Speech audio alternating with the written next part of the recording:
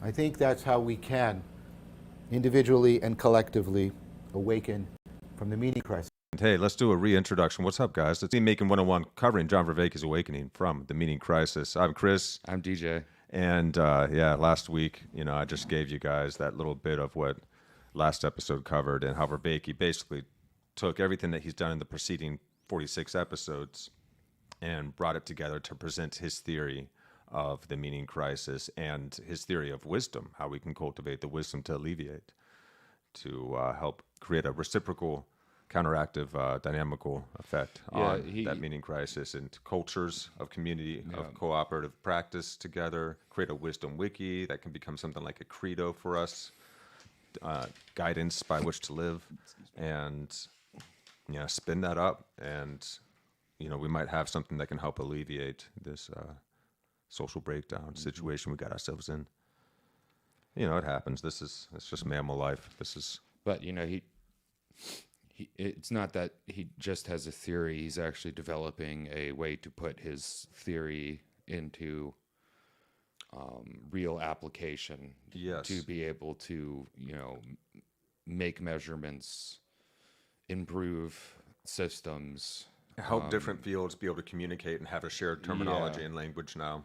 That's really important. So it's not only putting different fields of say neuroscience and psychology and philosophy, giving them shared language, but it's also giving us ways for various different cultures, belief systems, religions, and spiritual systems and wisdom traditions to be able to coordinate and talk together as well. So we can really spin this thing up, because he's looking for something that does not require any one religion for it to work for people, and also doesn't require any kind of belief system or ideology.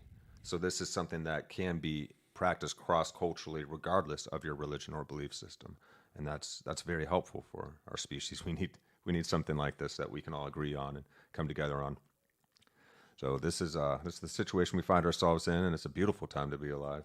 There's a lot of clashing of cultures that's been going on for the past couple hundred years, as we have increasingly come into contact at higher and higher rates of communication together. Everything's becoming more high def now in just the past couple decades. It's pretty incredible how high the quality of our capacity to communicate. It used to be some dude had to get on a horse and ride that letter to somebody else months away. Oh, and if you had, instantaneous, if you had and pigeons, high def and beautiful. You were probably a noble, or yeah. If you even had that capacity, it wasn't until we had the U.S. Postal Service and guys on horses that became more of a regular thing. Yeah. Yeah, and well, then when we developed telegrams, and then you'd have to have highly specialized individuals that could not just receive them, know what they meant, and then translate them, but also be able to send them in real time efficiently.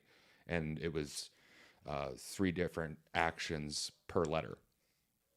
So, like A is, like a, a dot, dot, dot, B is a dot, dash, dot, and then on and on and on. I don't remember Morse code. I knew it at one point in time, but so like it took so much longer. And then we've got telephones, and then we got fax machines. So then we could send paperwork. And we had radio, and radio was big before TV came along. There's radio shows that the family would get together and sit around the radio and listen to. Then it became TV, and then it just became everywhere. Yeah. Now we're all streaming. Yeah, and doing it pretty well with minimal. You can have a conversation with somebody on the other side of the planet with minimal lag time. Right. To the point where if you know what you're doing, as far as like how to professionally speak to somebody with a lag time, you don't even notice that there's a lag, because there's appropriate pauses for everybody, and then they come in. So sometimes you don't even know that one person's in the UK and the other person's in Kansas. It's like, oof, man. Well, some Tower of Babel stuff, but hey. Well, that's just it. All of our technologies are double-edged swords. Yeah.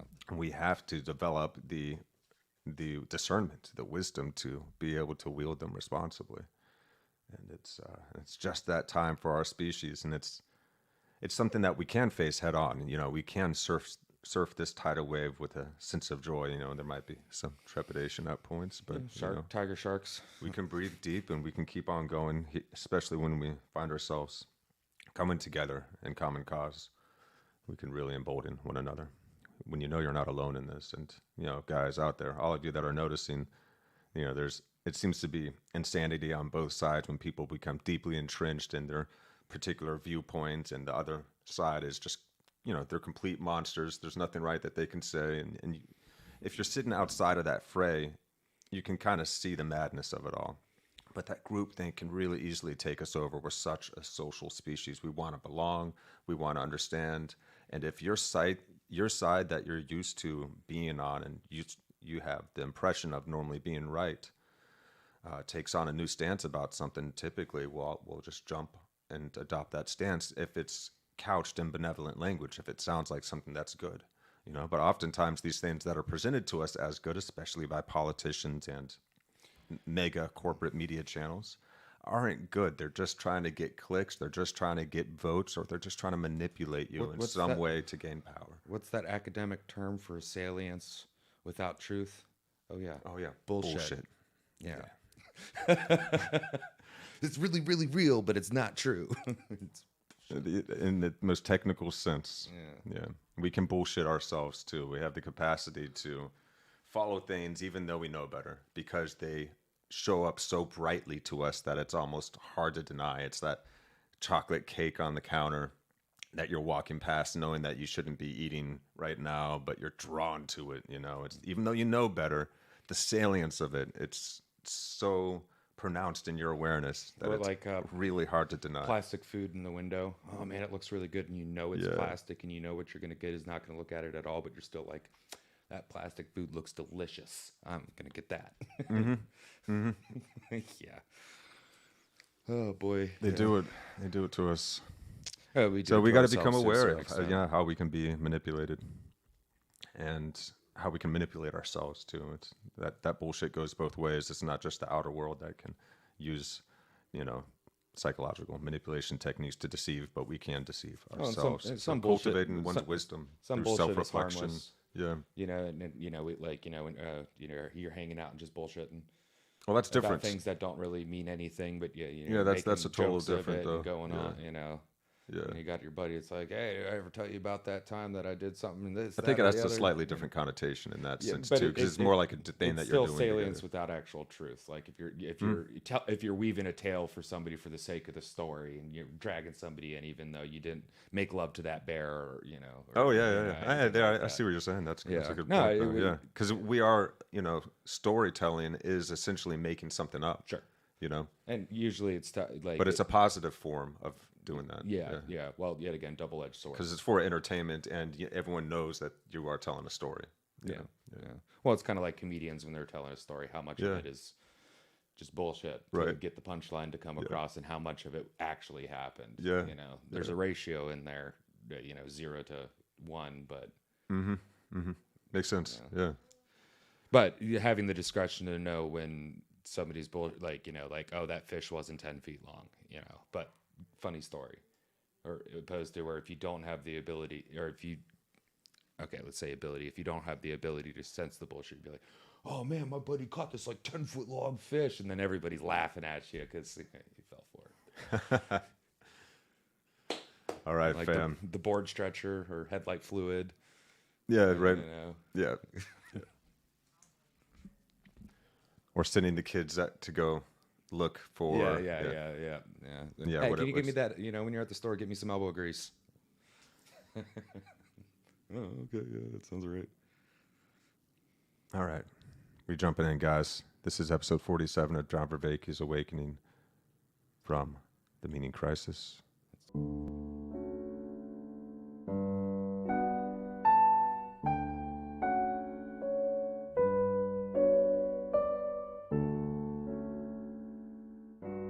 Welcome back to Awakening from the Meaning Crisis.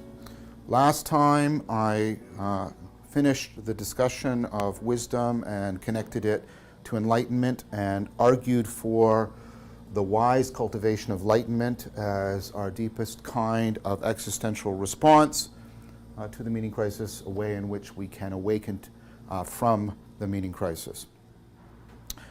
I then wanted to put that scientific model of spirituality, for lack of a better phrase, into discourse with some of the central prophets of the meaning crisis. I'm using the word prophet, of course, as it's used in the Old Testament sense. I'm talking about individuals who were crucial for articulating the Advent and helping to propose or promise a response to the meaning crisis. I put a diagram on the board. I'm not going to re-put that diagram on the board, in which Heidegger played a central role. There's many connections in there that I will not be able to fully address. I'll point out, and because some of the people are there insofar as they help us articulate the response, not to be examined for their own sake. A couple major pointers I want to make out. First, an apology. I misspelled, because of my dysgraphia, and I didn't realize it. There was something bothering me the whole time about the diagram. I misspelled Heidegger. I won't make that mistake again. I mentioned the work of Nishida and Nishitani in the Kyoto School. I will talk briefly about Nishitani here, but I won't be able to go into that in depth. I do intend to pursue this later in another series I am putting together. I'm putting together a couple of series to follow this one, and I would like to do a series that will include work on the Kyoto School, a series that I'm entitling The God Beyond God, in which we look at all of these great non-theistic thinkers within both Eastern and Western traditions, and things like the Kyoto School that tried to bridge between them.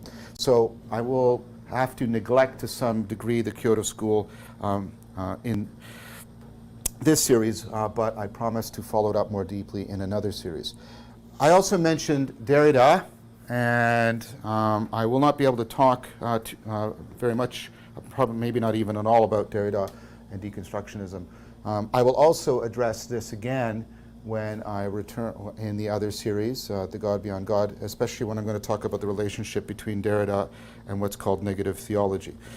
So many of you will be perhaps disappointed that I don't talk too much about Derrida or the Kyoto School. I do promise to return to that in another series that I am currently working on. So what did I do?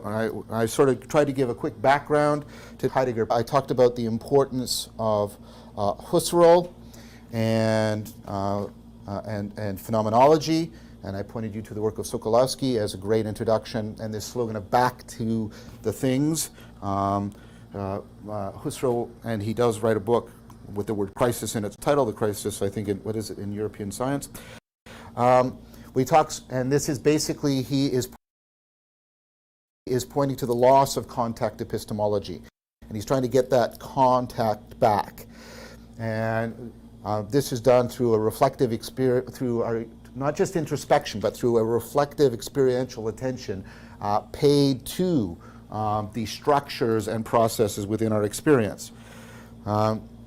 And I pointed out how there's two components in this. There's the intentional mental directedness, noesis, and then there's the world disclosure. There's a deep correlation between them.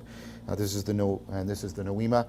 The noesis, and notice that that's a term I've used also to describe perspectival knowing, right? And the correlation between the noesis and the noema is very much, right, like the agent-arena relationship. Now, we took a look at Heidegger's main criticism of Husserl's work, and Heidegger's main criticism is that Husserl's work had not really given us back the missing contact. I would say that I'm in agreement with this. I think Heidegger is pointing to something very important in the critique of phenomenology that Sparrow has picked up in his wonderful book, The End of Phenomenology. Anyways, Husserl's work had not given us a contact, but it has not really developed adequately participatory knowing. Now, I do think that Merleau-Ponty went a long way towards addressing this. He's after Heidegger with his notion of embodiment, and I think I've tried to explain how much this notion of embodiment has been taken up into cognitive science, and how intimately it is connected with the return to contact epistemology. In fact, I would argue that there is no return to a contact epistemology without a deep existential and theoretical recognition of embodiment. So, Heidegger is critiquing both the lack of participatory knowing, and perhaps that's addressed by Merleau-Ponty, but there's a further thing that I think Merleau-Ponty does not address that is also lacking for Heidegger, right, is that participatory knowing is not set within ontology. It's not set within a deeper understanding of being and how we come into contact with being. Being as realness is in the sense of the groundingness, that which grounds truth, seems to be something that Heidegger feels that was lacking in Husserl's work. Another way of putting it is that Heidegger thought that Husserl was still trapped within the Cartesian cultural cognitive grammar. Husserl is still trapped within subjectivity, and this is the main thing that Sparrow criticizes throughout his entire book. There's also a YouTube video by him that you can watch on his critique of phenomenology. That phenomenology is driven by the goal of returning to the things, but because of its approach, it actually can never return to the things. It is still locked into a kind of subjectivity or a hidden kind of idealism, that what is really needed, right, to get to being is this aspect of Heidegger that I'm going to talk about shortly, which is to pay attention to the independence of being from our experience of it, which is something that a lot of people do not tend to emphasize in Heidegger. That's largely because I think while it's present in Heidegger, it's not made explicit and foregrounded enough from him. But I think the work of speculative realists like Harman and others, Morton, for example, brings this aspect out and why they see their work as transcending phenomenology. So, but now to return to Heidegger, how do we get to this deeper contact? Well, it's really interesting. He tries to, he's still within phenomenology, but he's trying to get it to drive towards ontology, get us back in touch with the world. And he's trying to get you to do this through a specific kind of questioning. Now, this questioning, you have to think of this questioning as taking place not in the having mode, in which we're trying to get an answer, trying to control the situation. You have to think of it much more as within the being mode, a being mode that is experienced as wonder. In fact, perhaps a better word is not questioning, but questing. You're trying to go on a quest with this questioning. You're not trying to have a propositional answer. You're trying to engage in a participatory transformation. Now, this brings us to the central thing for Heidegger in some ways, and this is Heidegger's notion of Dasein, being there. This is our being. And notice how this is an inheritance from the Christian tradition, that we're in the image of God.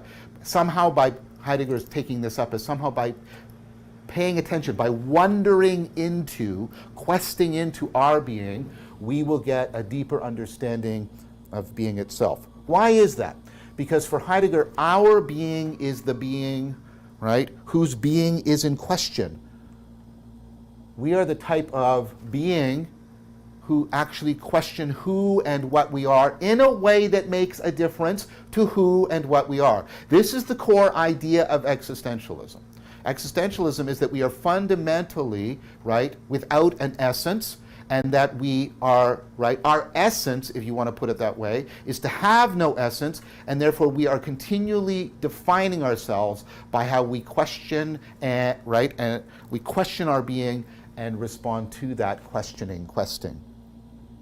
So the idea by phenomenologically exploring that being, our Dasein, the way we are the being whose being is in question, we can simultaneously come into contact with our modal existence, come into the being mode, and come into contact with the mystery of being. Now, coming into contact with this is central to Heidegger. And Heidegger is deeply responding to the meaning crisis. One of Heidegger's most famous, or perhaps infamous, theses, the one that runs as a constant thread throughout his work is this idea that the history of metaphysics, which Heidegger tends to use in a pejorative term, the history of philosophical, existential, and perhaps also religious responses to Dasein, to the kind of being we have. The history of that response is metaphysics, and for Heidegger, that history is the history of nihilism. Heidegger sees that whole project as fundamentally misconstrued. To use our language, the whole project is a fundamental misframing of our relationship to being. And because of that, that has produced this deep loss of contact with our being and therefore simultaneously with being itself. And that for Heidegger is the meaning crisis. So this whole history that we saw, for example, in the first half of this series is the history of nihilism. And you can see, I hope, if you remember that argument, that there's a lot of great truth in what Heidegger has to say about how the unfolding of the history of that metaphysical project has led us into the meaning crisis. Now, Heidegger does not use the word ontology in a pejorative way, the way he uses the word metaphysics. Most people don't have this distinction as clearly as Heidegger stipulates it to be. So when we're talking about Heidegger, metaphysics is a pejorative term. It is a misframing of the ontological project. The ontological project is the project of understanding our being and thereby understanding our relation to being and thereby understanding being itself. So, Heidegger is voluminous. He was incredibly prolific. He's also famously difficult to read. His works have an aphoretic structure to them. They often fail to come to any clear conclusion. Part of that, I think, is legitimate. Part of that is him wrestling with trying to break out of the cultural cognitive grammar. But I also think, and this is part of my criticism of Heidegger, part of it is self-promotional. By constantly being the person for announcing these deep mysteries, he also, and how difficult it is to think about them, and how he's exemplifying that difficulty. He was also, and I think it's pretty clear this is part of what he's doing. He was also, from those, you can see this from some of those who knew him more intimately, he was also building a mystique around himself. So you have to take that bit into account. So all of that makes it difficult to sort of point to, here's where I'm going to point to the core of Heidegger, right? But I do think there's something, for me, and for many other people, and I hope for you, there is a particular place where I think we can zero in on what Heidegger is doing. And this is his important essay of Wesen der Wahrheit, which is on the essence of truth. And I think this is important because it will tie into many of the themes we have discussed. I want to read an extended quote from this, and then I'll comment on it. So this is a quote from Heidegger, obviously translated into English, which is a difficult task, I've been told. You have to read a lot of Heidegger before you read Heidegger well, because you will misread Heidegger for a long time. And part of why he makes his writing so torturous is to sort of tear you out of the mistaken ways you will misunderstand him. Okay, so here is the translation. A statement is invested with its correctness. So this is, right, a sense of true when we say that statement is true, when we mean it's correct. A statement is invested with its correctness by the openness of comportment. So I'm going to try and unpack all of this for you. The openness of comportment, how you were comported towards things, right? For only through the latter, the openness of comportment, and I'll try and explain to you what that means, can what is opened up be right? What is opened up really become the standard for the presentative correspondence? Okay, so let's stop here. So here's the idea of truth as correspondence, a standard notion of truth. So the idea here is, this is how truth works. Here's a statement. And what makes it correct is that it corresponds in some important way to reality. What's in the statement and what's in reality, all right, correspond. That's what makes it correct. That's what it is to be true. Now, of course, famously, philosophers have argued for a long time in many different ways about what this correspondence is. But what Heidegger is trying to say is, right, that debate about the correspondence has missed something, and here's part of the misframing. It's missed that this corresponding relationship is grounded, is dependent on, right, and is sustained by a deeper relationship, right? Open comportment must let itself be assigned the standard. So this lower relationship, this open comportment, is an affordance of an ability to set up correspondence between statements and reality such that we find them true. Now start to think about what this means. It must mean that in making the statement, the person is directed and connected. It also means that, right, the statement is picking up on some aspect of reality that is disclosed, and there's some kind of connection there. So he's trying to point towards that.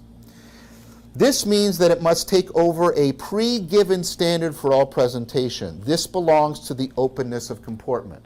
So the normative standard, what we normally call truth as correctness, as correspondence between statement and reality, right, is ultimately grounded, dependent on how this deeper relationship, which we haven't quite articulated yet, affords and makes possible this. But you can see something here, to use some of our language. You can see how the agent and the arena have to be shaped to each other such that what the agent does or says is meaningful in that arena. So the agent-arena relationship makes possible and affords, right, this, right, correctness. But of course, what Heidegger is pointing to is, yes, but what grounds this agent-arena relationship? Now, I've tried to argue that it's ultimately the process of relevance realization. We're going to come back to that. Heidegger's going to, I'm going to argue that this is relevance. I've argued this is relevance realization. Heidegger talks about this in terms of attunement. He uses attunement, which is very nice because it picks up on musicality. So here's another quote by Heidegger, specifically mentioned this. However, being attunement, can never be understood as experience. Notice what he's saying here. Attunement can never be understood as experience and feeling.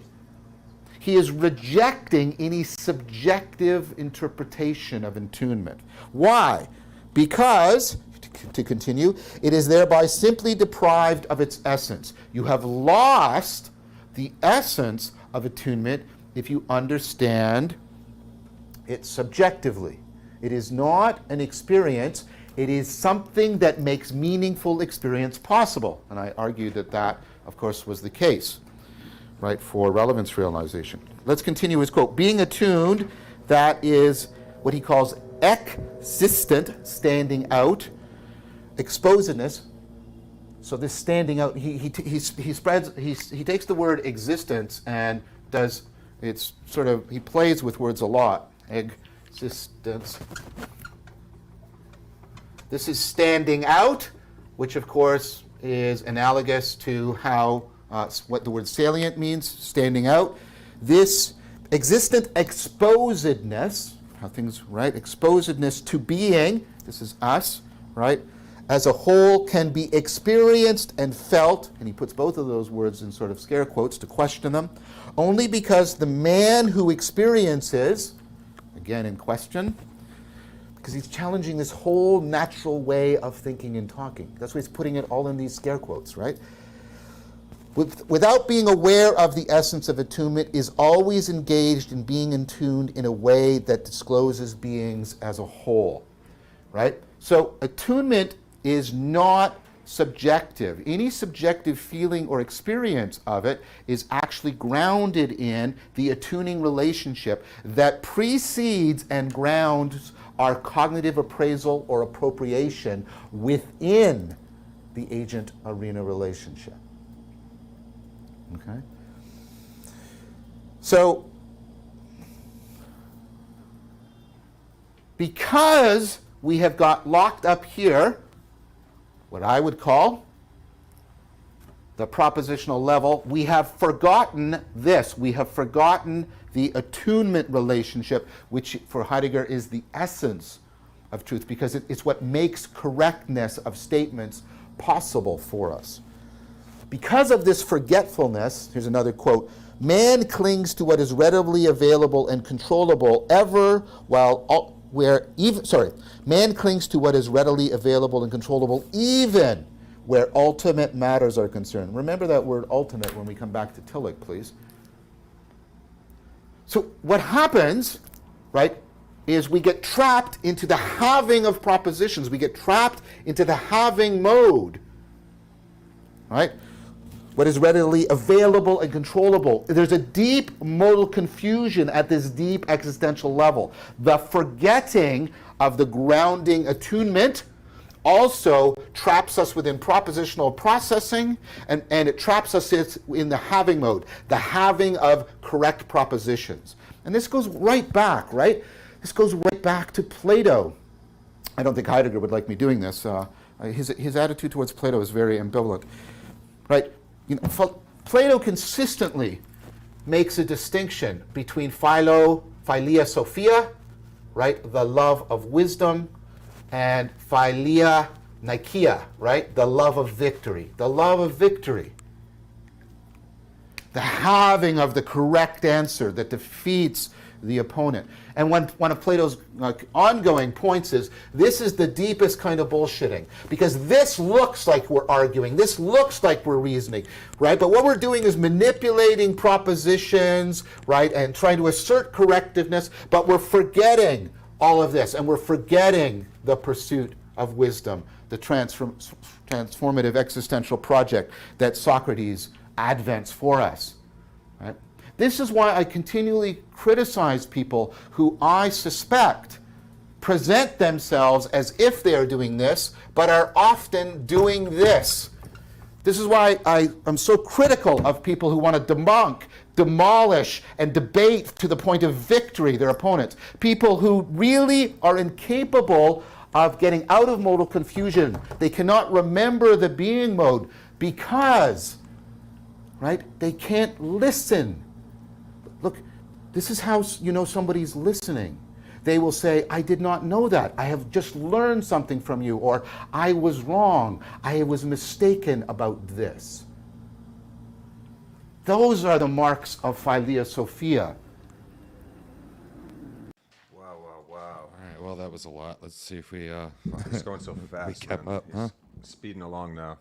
So Heidegger, clearly one of the most difficult writers to read. What is the essence of truth, right? So, and truth as correspondence. And what Heidegger's quest was to try and... Yeah, so he was trying to... Yeah. So there's this correspondence. For something to be true, there must be a correspondence between statement and reality, right? But that correspondence is grounded by a deeper relationship. Mm-hmm. Mm-hmm. And Heidegger's trying to get us back in touch with the world through a type of questioning. Yeah, and so that deeper relationship cannot be realized subjectively. That's right. Yeah. So, and that's true, because if you're really trying to get down to the fundamental nature of being and what is actually ultimately true in any given moment, you have to be able to look at it in such a way that you attune with the reality of it in a way that you can track it. So as he gave us in the diagram. So imagine this. So that statement can correspond with reality. So you got to see clearly. So you have to be able to look at something long enough or well enough to get a good view on it prior to your own interpretation coming in and your own emotional responses, your own programming and conditioning. So like something popped into my head, but this is I think a good analogy for this is, when you go on vacation, do you really have the experience? Like, say you're going to like the Amazon or something like that, Or are you a person who's constantly taking pictures of themselves at places and constantly taking pictures of the things and doing all so that? are you in the moment when you're at the show? Are you through the screen? Are you or actually there, having the experience? Like, well, having is the wrong term. Being the experience, you know. Whereas taking photos and doing that is you're having the memories. You're doing that. You're not being the experience. Yeah, we want to be in being mode rather than our having mode, which is Yeah, and actually, so speaking of experience, the attunement, this can never be understood as experience and feeling. So it comes before the experience and feeling. that's right. Before the subjective experience and feeling, you are sitting there looking at the forest. Krishnamurti talked about that, with his train reference. While you're sitting there, I think this attunement moment that maybe Heidegger is getting at is this, according to Krishnamurti. You're sitting on a train, and you're watching everything go by you. It's that moment right before you say, "Oh, that's beautiful." Before you have the thought to create Prior to our interpretations. Yeah. So this attunement, it comes within that point. Is this unspeakable sense of beauty, and how perfect beauty is before we define it and we box it into something, a conception. The moment of experiencing that sense or that beautiful vista before one pronounces to oneself, "Oh wow, how beautiful," and then tries to, or goes to take a picture or tries to come up with some words. And there's nothing wrong with coming up with words to describe. But that's how the beauty strikes you to the person beside you. But when we're in the beauty, the actual experience of it is beyond description. We're coming up with anything that closely corresponds and catches some small detail of that beauty that is too vast to sum up in any one word. Heidegger's argument is the attunement relationship is the essence of what is true. And you cannot experience that essence subjectively. Yeah, and really, Heidegger was on a quest himself, and then we find many people like this throughout history by coming into contact with the mystery of being. So there's people out there pointing to this mystery of being constantly, and they're always doing this as a response to our sense of meaninglessness within ourselves or disconnection and the meaning crises that occur in the wider worlds around us. So the history of metaphysics, as he saw it, was a response to being true, the true sense of being that he terms as Dasein. I have it written as Dasein. Dasein. I have it written as it's pronounced. Being there, our being, like the sense of beingness itself. So by coming into contact with the mystery of being, that may be our response is the very or antidote to the meaning being crisis. in question. Gets us into the experience of what being is. Right? Yes, we're investigating this mystery of being with our own beingness itself. So and this is beautiful that he's finding ways to put this into words for us in modern times. In the West, this is old news to a lot of people in the East that have studied, Buddhism or Hinduism or, Taoism or what have you. But so here we are. So, and this is also the quest of existentialism. Our essence, it seems to have no ultimate essence. We define ourselves through questing throughout our lives. Because, there's an essential essence to an anteater. But with humans, we are so much more software than our hardware, our personalities, how, it's insane how dexterous we are, how much variety of expressions humans utilize to express their own unique self. And so he feels. This whole project of metaphysics throughout history has been a constant misframing. And as Vervaeke was pointing this out, or Heidegger pointed this out, I was thinking about how it's also been not just the creators of, various wisdom traditions or, religious systems, but it's been us as people too misframing our association with it, like constantly treating something like the way of Christ as something that you merely believe in and you proclaim a belief, and that's what gets you there, rather than actually orienting oneself according to that way of being truly. And that's really hard for us to do, and that's a high calling, but there's like this infinite upward slope now that we're on of self-improvement. We're never going to get to that Christ figure, but we're on our way. Yeah, I guess becoming better people. The idea in this is to avoid the modal entrapment in the having mode through the propositional. Yes. So instead of just making a proposition or a proclamation, we're trying to avoid that being what is truth. We're trying to actually get at the essence of truth in the being mode.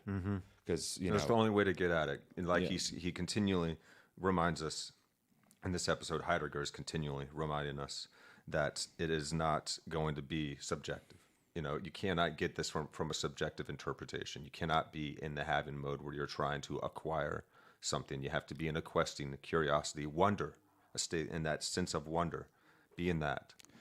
Yeah, and maybe open curiosity for the moment. And maybe that's the issue too, with say like in order to attune, having rules and maxims. Like be kind or stuff like that, why they don't work, because you're having this, I have this rule that should work for things. It's like, well, yeah, but you would have to have way too many things attached to it to make it functional. Yeah, you've got to be oriented. If you're being in the moment of, okay, be kind in your head.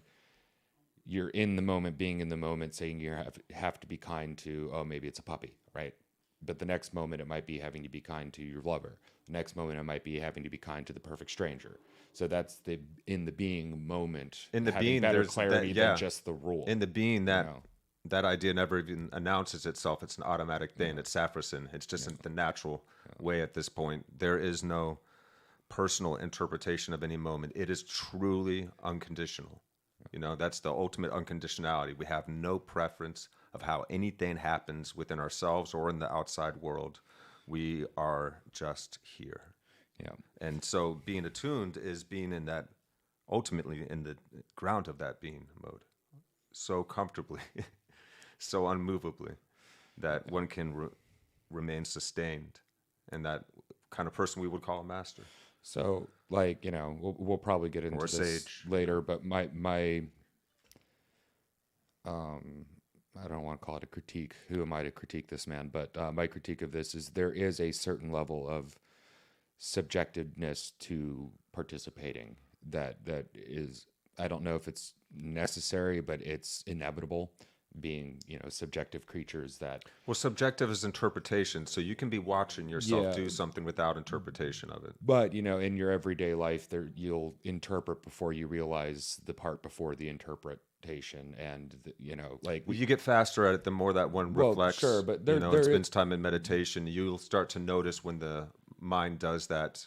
I think, and though, because at first, you catch it after the fact. Well, I think though, within say the need to reflect, which we can go way too far in the reflexive end and get nowhere with that, reflective end and get nowhere with that.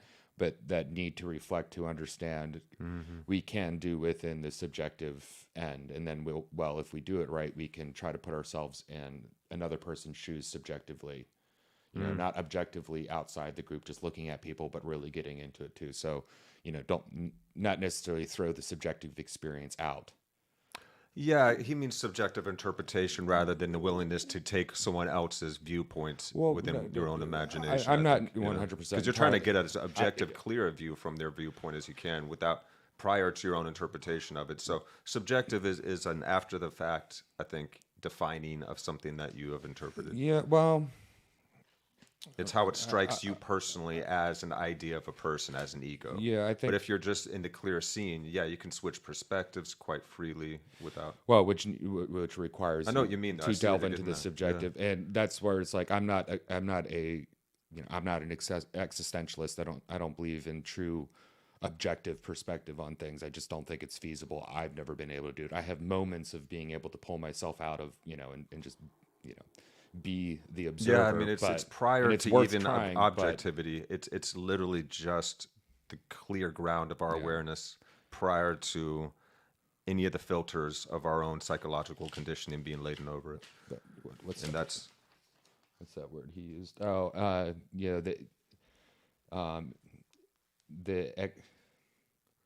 So existence as an outside instance, exposedness, standing out, salience. Well, at one point we were talking about also there's a competition kind of debating style that we can have with people, and then there's actually the one where you're trying to have a dialogue to figure something out together. And if one person in that interaction is coming from that, I want to win this, and I'm going for victory kind of response. What Plato made the distinction between philosophy, between the love of wisdom and then the love of winning, and the love of victory. He makes that distinction because this is the deepest form of self-deception or bullshit that we can commit within ourselves, and it's to get caught up in this, the love of winning an argument versus the finding of truth. Yeah, which is what a debate should be, but now debates have just turned into so-and-so owned so-and-so, and it's just like... there's an ultimate goal that both people well-functioning debate are actually involved in. If you just want to win something, go do a sport or a game like that. But we're not advancing the human race by doing that. And there are points in history where you get to be a very great danger to yourselves that you have to have these hard conversations to figure things out together. And that's I think, certainly where we are at today. Well, instead of just demonizing and characterizing one another. Truth comes from, cooperation. Two or more working together, operating together. Even in your own brain, you have two or more other things all operating together to find what is true in the world. And sometimes it's messy, and sometimes it's not quite right, and sometimes it's just right enough to get you through life. Yeah, just enough, and that's all right. And so Vervaeke does critique Heidegger's self-promotional, over-exemplifying how he's the one that's come to this and how hard it's been for him and how he's also building this mystique the whole time. So there is some self-promotional aspects to Heidegger. Him saying that metaphysics is not achieving the response to the meaning crisis, and almost talking about metaphysics as a slur, like just something to be looked down upon or whatever. You can tell he's got a little bit of ego going on there. And he's getting lost in himself. But he's doing some really good work as he's studying the Kyoto School. He's studying Buddhism. He's studying Plato and Socrates. And he's really looking around the world trying to find a way for human beings to be better attuned to how we realize what is true. And so he does some great investigation.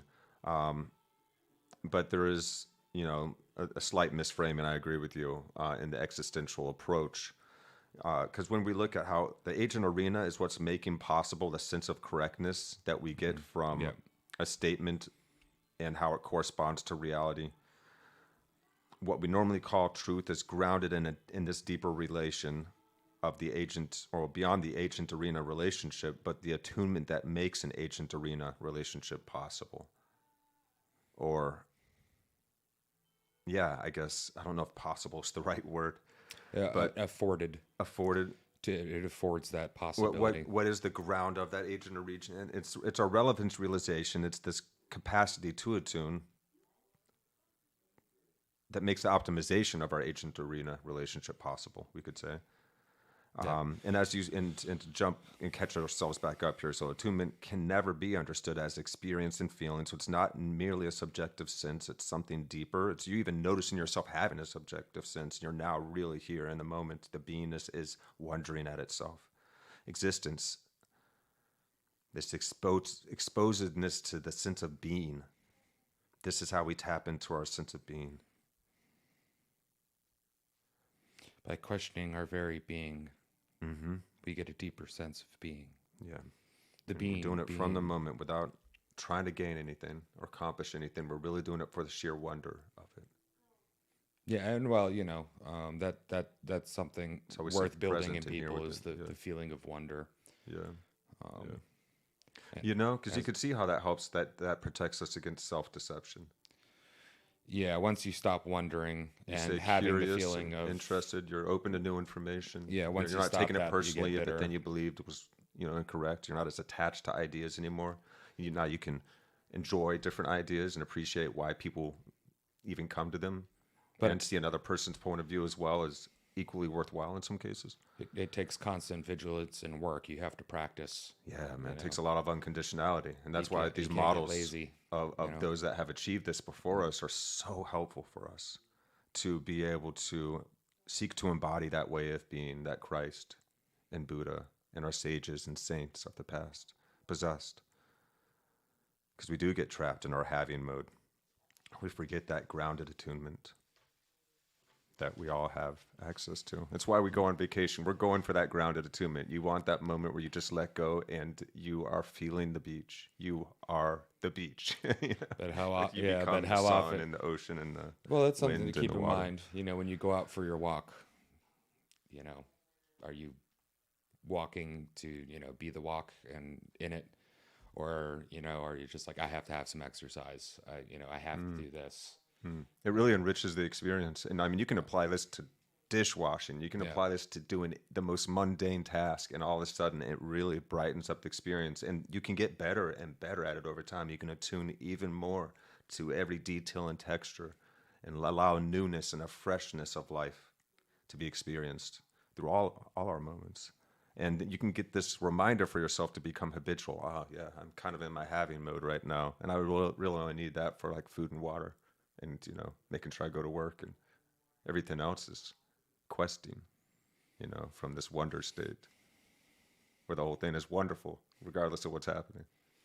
Well, what do you do?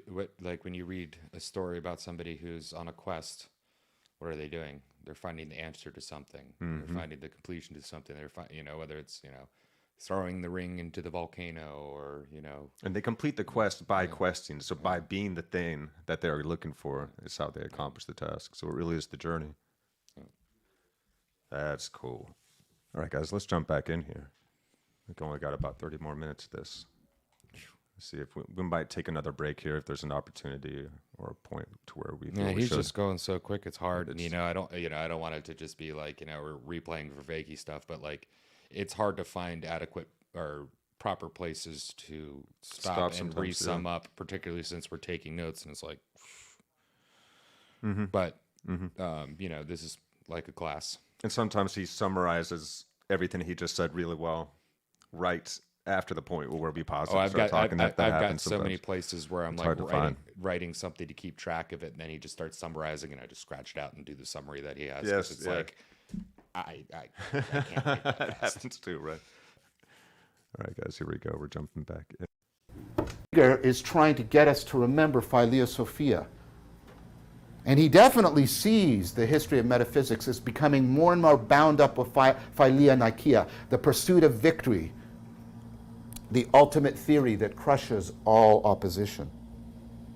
So, we have to wake up, according to Heidegger. And again, this is why his language is so torturous, because we are in a state of deep forgetfulness, deep modal confusion, and if we read his texts, we are deeply tempted to read them from that forgetfulness and that modal confusion, and thereby fundamentally misunderstand them. So his texts are, deliberately Socratic, and they're constantly trying to undermine that, that cognitive cultural grammar that we habitually bring to things.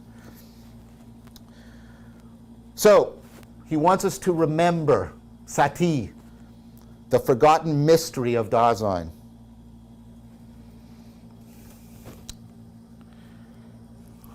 So, he says this: whenever the concealment of being as whole is conceded only as a limit that occasionally announces itself, concealing as a fundamental occurrence has sunk into forgetfulness.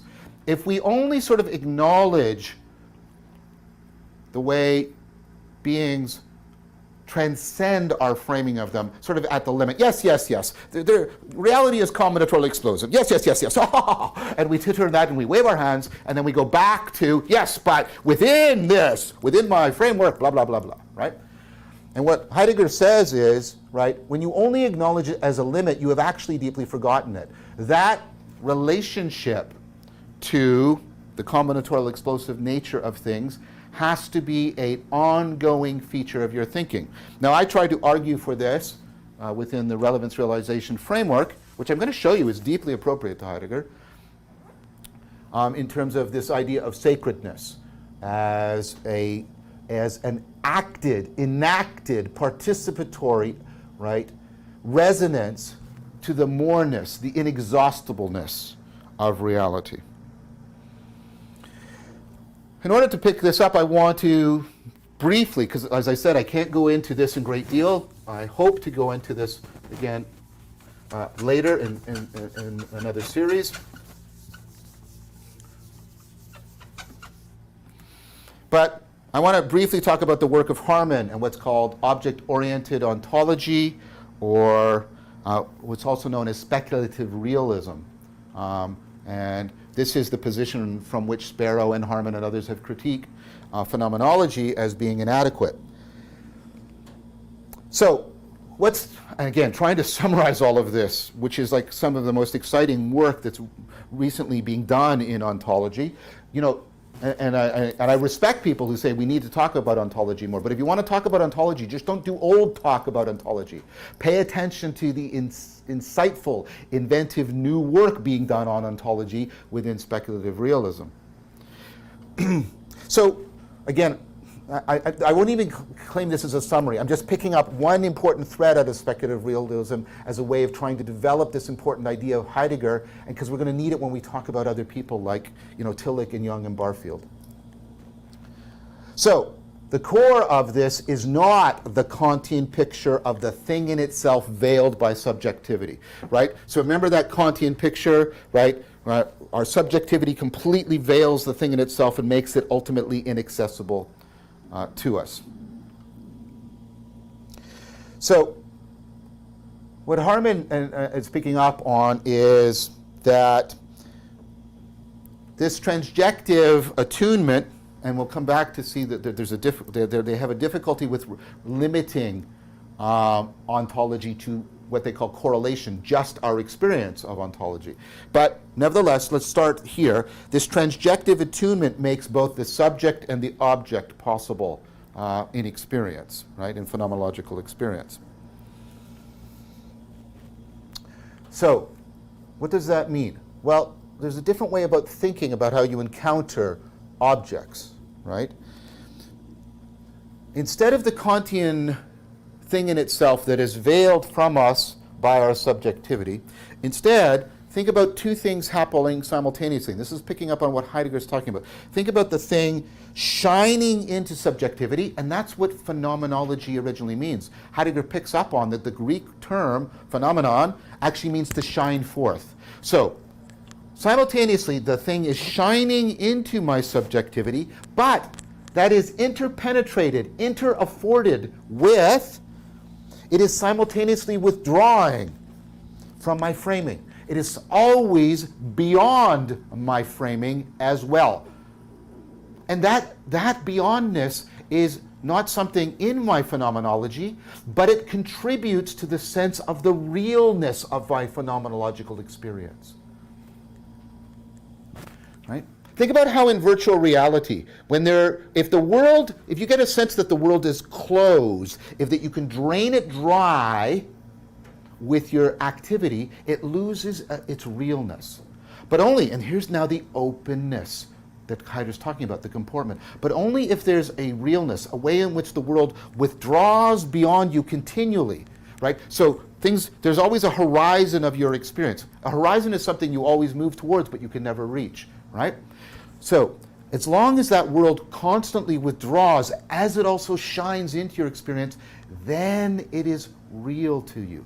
Now, the moreness is not something in your experience. It's not an object of your experience, but it's a feature. The withdrawal is as much a contributor to the realness of things as they're shining into your subjectivity.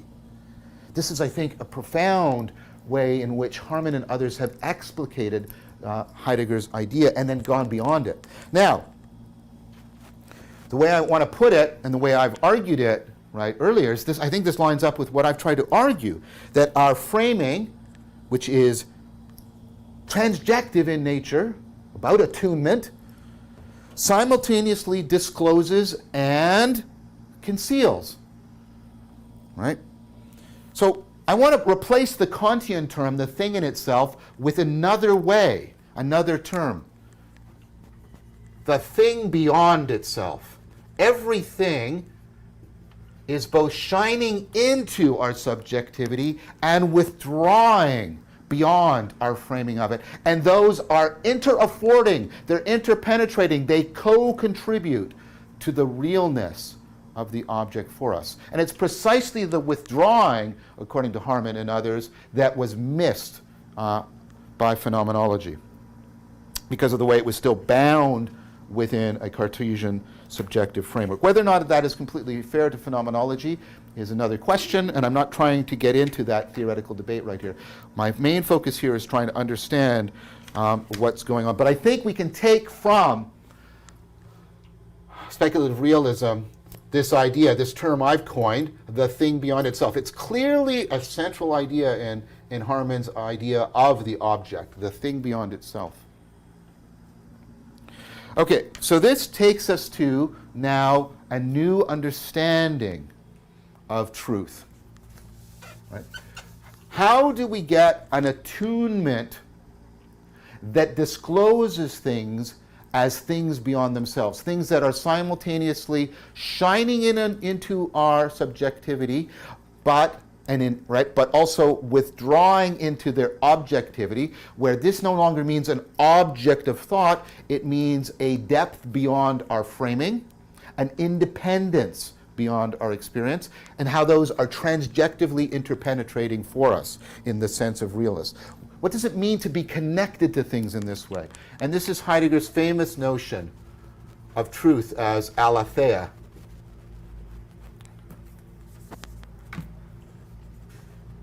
Truth is aletheia. So lethe means to cover or to forget.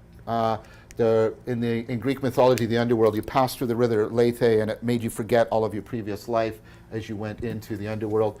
And this is, of course, a negation of it. So it means sort of a deep remembering, sati, and a deep disclosure. So always remember these two poles. It's a deep remembering. You have to modally remember, not just like our normal sense of remembering, like sati. You have to remember the being mode, and this discloses, right, this aspect of reality, that it is simultaneously shining and withdrawing. So, truth as aletheia is this, right, attuning to the mutual disclosure, fittedness within the mystery of being. So, right, you're getting attuned to things, you're deeply remembering things, and again, not just cognitive memory, existential memory, you're remembering things. This is to be in contact with them when you're attuned to how they are simultaneously appearing, shining, and withdrawing. Right? Now, I've been throughout using the language of relevance realization that I've argued for to talk about Heidegger. And some of you may be a little bit sort of like, I don't like that. Heidegger is, I like the Heidegger talk and it's all ontological and I don't want this scientific talk. And, and you might have a deeper point there because the scientific talk for Heidegger is at a higher level than ontology. Nevertheless, I want to continue to make this argument. And I want to make it because there's an explicit and important history. And this is the connection that has had a profound impact on my work and the argument that you have seen between Heidegger, Herbert Dreyfus, and third gen 4E cog psi that I have articulated and exemplified to you. Dreyfus is an important interpreter of Heidegger, but he's also one of the founding figures of this version of cognitive science. In fact, Dreyfus tried to formulate, or is continuing to formulate, important aspects of third generation 4E cognitive science as a way of trying to articulate the importance of Heidegger for understanding the nature of mind, the nature of cognition, the nature of consciousness, etc. So there's a book he wrote on Heidegger's most central work, Being in Time, and Dreyfus's book is called Being in the World. And I want to read you a quote for that. And the quote is exemplary. It's not a unique, isolated moment in Dreyfus' work. It's something that is exemplary of a theme running throughout Dreyfus. Here's the quote from that book on Heidegger. Okay? Quote, "Facts and rules are by themselves meaninglessness. To capture what Heidegger calls significance or involvement, they must be assigned relevance. And those two terms are emphasized in the original. My emphasis of them is just reporting the emphasis that he gave them. They must be assigned relevance. But the predicates that must be added to define relevance, right, are just more meaningless facts. You can't capture it with a definition. And paradoxically, the more facts the computers, right, are given, the more facts the computer is given, notice how he immediately links Heidegger to a computational psychology and a deep critique of it, right? The more facts the computer is given, the harder it is to compute what is relevant to the current situation. You get into a combinatorial explosion if you stay at the propositional computational level, and you lose your ability to fit yourself to the current situation, to cope with the current situation. This is why Dreyfus, because of Heidegger, was one of the founding and remains one of the ongoing critics of a purely computational Cartesian approach to cognitive science, to AI, to artificial intelligence.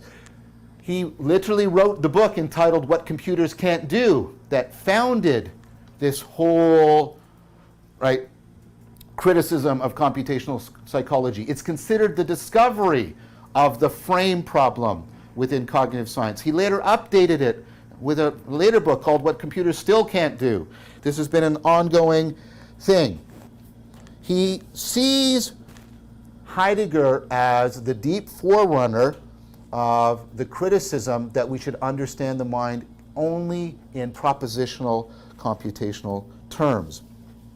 This is why Dreyfus went on to pick up also work from Merleau-Ponty, which I've referenced, and helped to develop, right, this notion of an optimal grip that I've discussed at length, right? Optimal grip as a process that is doing this relevance realization, and it is something that is deeper than propositional knowing. So I'm trying to show you that, right, my attempts to connect Heidegger, who is a prophet of the meaning crisis, to the machinery of relevance realization and participatory knowing and optimal gripping is not misplaced. Dreyfus is not a single figure. There are other figures like this. See the work by Dreyfus and Charles Taylor, Retrieving Realism, about how we can get back to really being in contact by making use of these ideas. I'm going to keep doing that. I'm going to keep showing you, because what I'm trying to show you is that the framework we have built allows us to enter into deep dialogue with the central prophets of the meaning crisis in a way that I think insightfully discloses aspects of their own theorizing and affords potentially synoptically integrating them together into a more comprehensive response to the meaning crisis. This is the final part of the argument I'm making.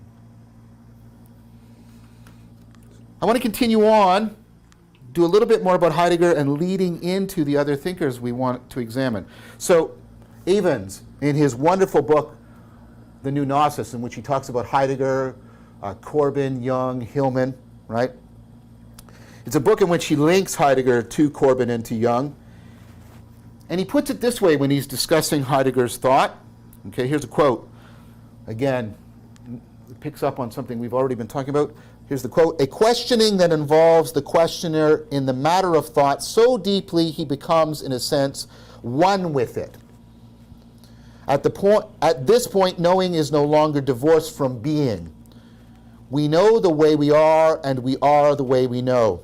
In the Platonic tradition, this is expressed in the axiom, like can only be known by like." He is pointing directly, and this is not something you get in Heidegger, but that's why I turned to Evans, right?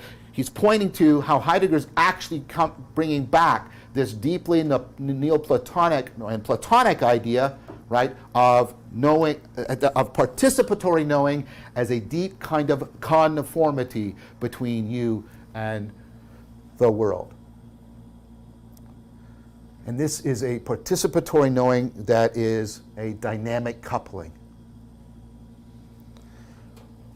Now, Evans immediately points and connects this kind of participatory knowing, this dynamic coupling, like known by like, and reality is dynamic, so you have to be dynamic and dynamically coupled to it, right? He immediately points from Heidegger to Corbin. Corbin is deeply influenced by Heidegger. Corbin was one of the first important translators of Heidegger into French. His translation of Introduction to Metaphysics was seminal for how Heidegger was spread into France, for example. But Corbin explicitly calls this participatory knowing that is a dynamical coupling, a dynamical conformity, right? He explicitly calls this gnosis, a term we've already examined, right? Gnosis, for Corbin, this is a quote, is here's the quote, a salvational redemptive knowledge because it has the virtue of bringing about the inner transformation of man. Sorry for the sexist language on his part. It is knowing that, quote, changes and transforms the knowing subject. You see, it's that dynamical coupling in which you know by being coupled to something, and it's participatory knowing because you know it insofar as you are changed and your knowing of yourself and your knowing of the object are coupled together. But that is what you need to respond appropriately to Dasein. Look, you are the being whose being is in question, and by questing into that, you quest into being.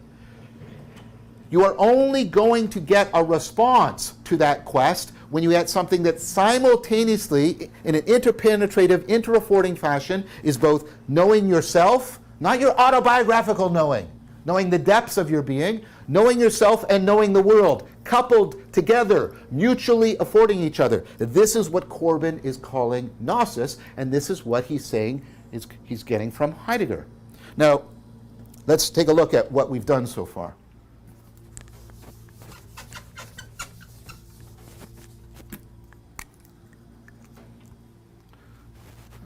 And I want to show you how these two things are not irrelevant. They're deeply relevant to each other.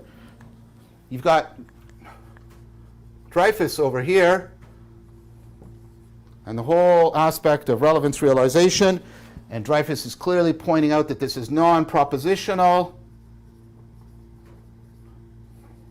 coming from Heidegger, non-computational, in the sense where computation is the inferential manipulation of propositions to draw out implication relations.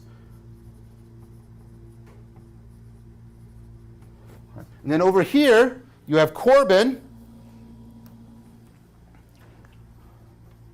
and he's calling all of this gnosis, this participatory, mutually self and world transformative kind of knowing.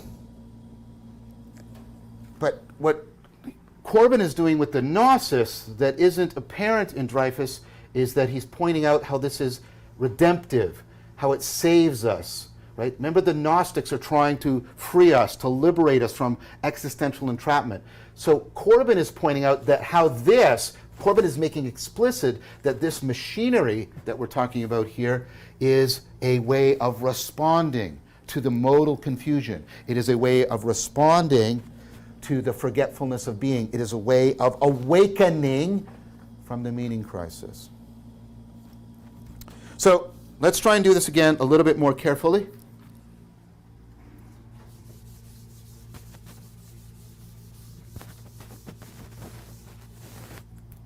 Try to do this a little bit more carefully.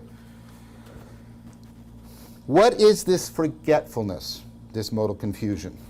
Okay, so on one hand we have the being mode, and remember, Fromm ultimately gets this from Heidegger, as does Stephen Batchelor. Being mode, the having mode.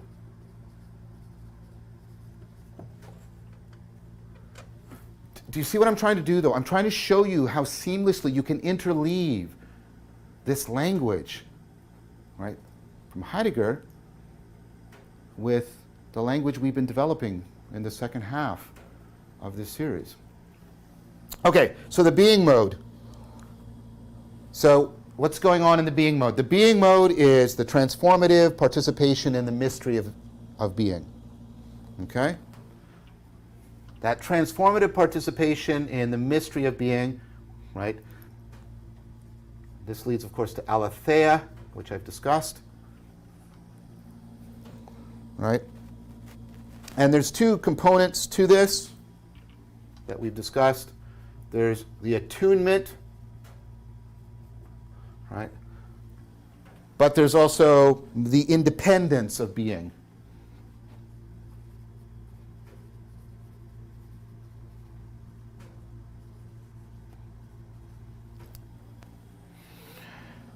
Right?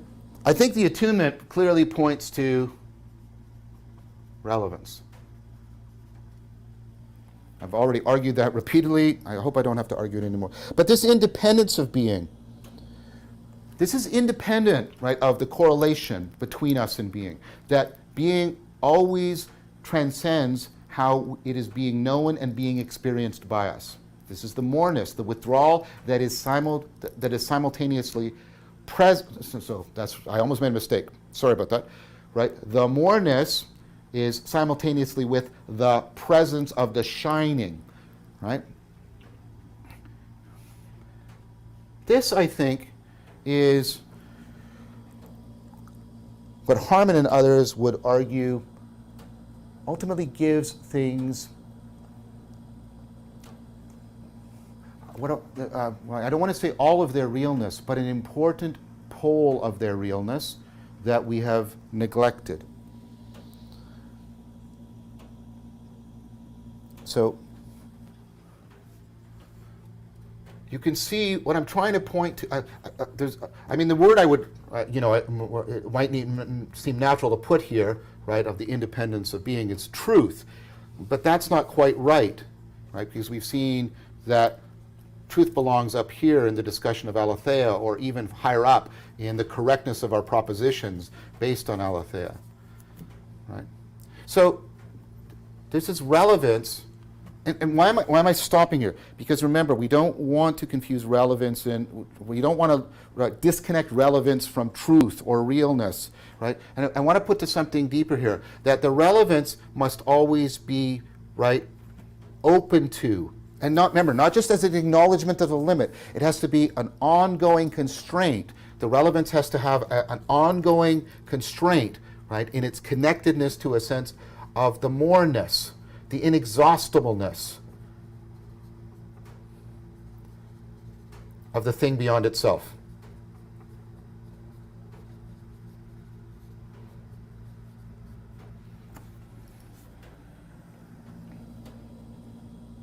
So what would be going on over here in the having mode, and where we're getting the modal confusion?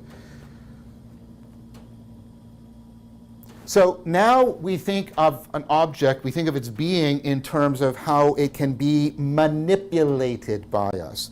Not just physically, conceptually. Remember, this is the quintessential point of the having mode. We have control, we can grasp it, we can manipulate it, we can use it. We're not confronting mysteries, we're solving problems. And so what happens when we get into the having mode, into conceptual manipulation and the having of propositions, and we forget the being mode and all of this over here? What can happen to us? Well, and this is one of Heidegger's main critiques.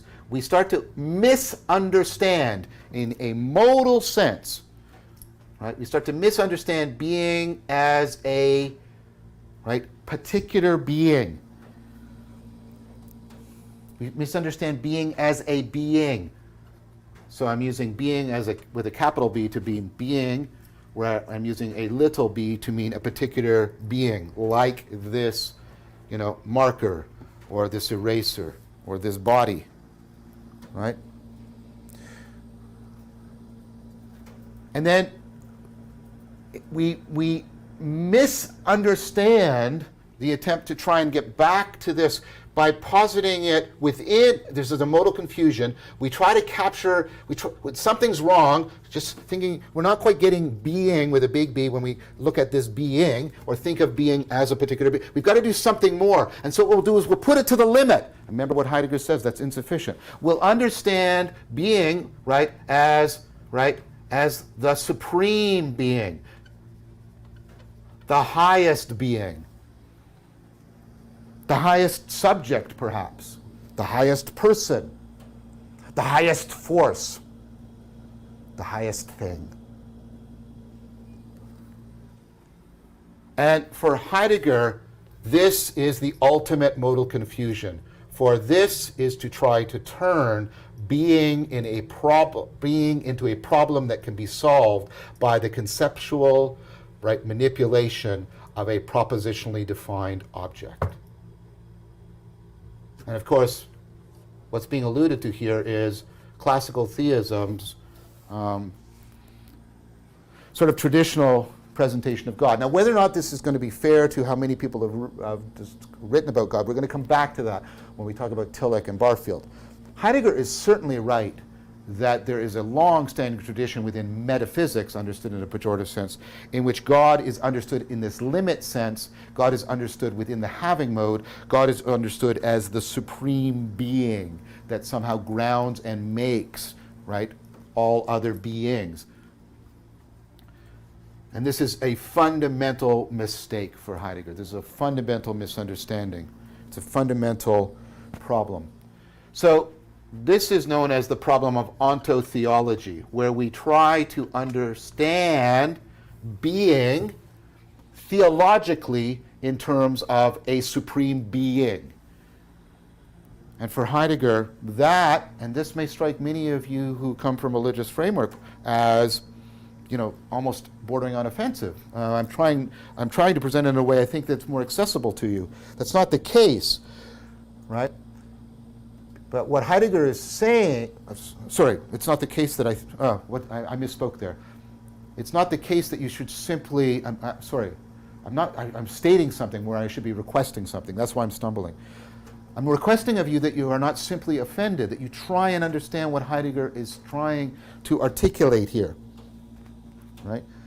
Because he's going to make this claim, and here's the claim that you might find offensive, that there's a deep connection between the understanding of being in terms of the supreme being, God, ontotheology, and nihilism. This is Heidegger trying to articulate Nietzsche. And Nietzsche is another big influence on Heidegger. Understanding being, or the ground of being, as a supreme being, ontotheology, is the deep forgetfulness that just has us existentially, adrift in modal confusion and fundamentally misframing our relationship to being, and therefore being subject to a disconnectedness from realness, which is at the heart of the meaning crisis. So Tillich is going to pick this up, going to be deeply influenced by Heidegger, but also I think I prefer Tillich to Heidegger, and there's also personal reasons for that. Tillich was the first non-Jewish academic to be basically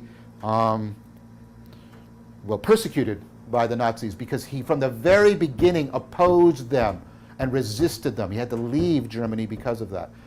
Unlike Heidegger, and this is not something you should dismiss like some people do, and I want to return to it and discuss it later, Heidegger joins the Nazi Party and becomes an official member, an official within the Nazi Party. And that is something to pay attention to. And it's fair to bring this up because Heidegger presents his entire position as an existential one, not just a theoretical one. And if you try to dismiss his participation in the Nazis by just saying, but that has nothing to do with his theory, you have sort of fundamentally missed how he is involved with the very presentation of his own theory.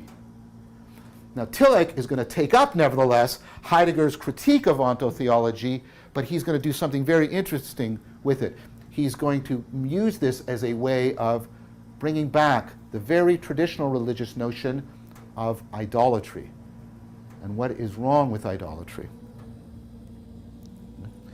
So, Next time, what I would like to explore with you as a way of developing further what Corbin is talking about with gnosis and gnosis as serious play, I want to try to finish up what would it be like to have the gnosis, to remember being through aletheia. What would it be like to be remembering being through aletheia? What would that be like? How would we be? How would the world be to us? And this is a way of trying to say what it would be like to experience the remembering that is a way of awakening from the meaning crisis. Thank you very much for your time and attention.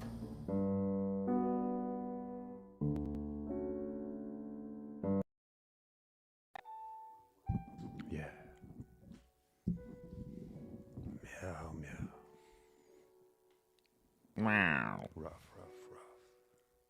Oh, I don't even have it on the dual screen, so you probably can't hear the music as loud. So I'm just meowing. Yeah. For those of you who know what we're doing, you know. You already know. Grumpy cats. We always close it out with a good meow and a rough little jingle there. All right, guys.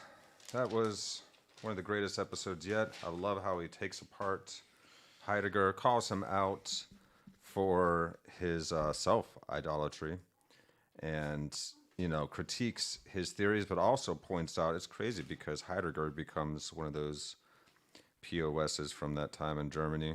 A Nazi. Yep. And Tillich escapes the Nazis, but uses Heidegger's notion of idolatry. Well, he brings take apart existentialism. He brings in back the idea, this theological idea of idolatry, and I think we're constantly trapped in this, and we keep defining God as a supreme being without recognizing that it is at once, as Ian McGilchrist likes to describe it, that God is at once beyond everything and is also everything at once. Well, and the thing is I guess what Heidegger was doing was... But we're stuck in this two worlds mythology where we're separated from the ultimate source. Yeah, so what...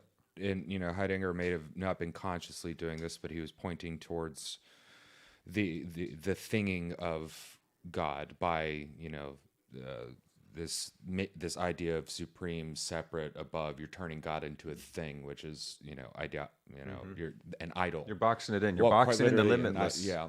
And so you're not actually able to be in contact with it anymore. And you're going to start wars over it as soon as you start defining your versions of the limitless as opposed to the others, which, you cannot box in the limitless. And that's the problem that we keep running into as humans when we try to describe our relationship with the ineffable. We're trying to put a box around God, which is the very thing that cannot be have any just like you, as soon as you define beauty, you are limiting it down in order at least to convey something to somebody. But there always has to be that overriding notion that we are also at one with this experience of reality. So inexorably backing up to where the break was, is we need to wake up. Yeah, this is what Heidegger is really pushing at. We need to wake up.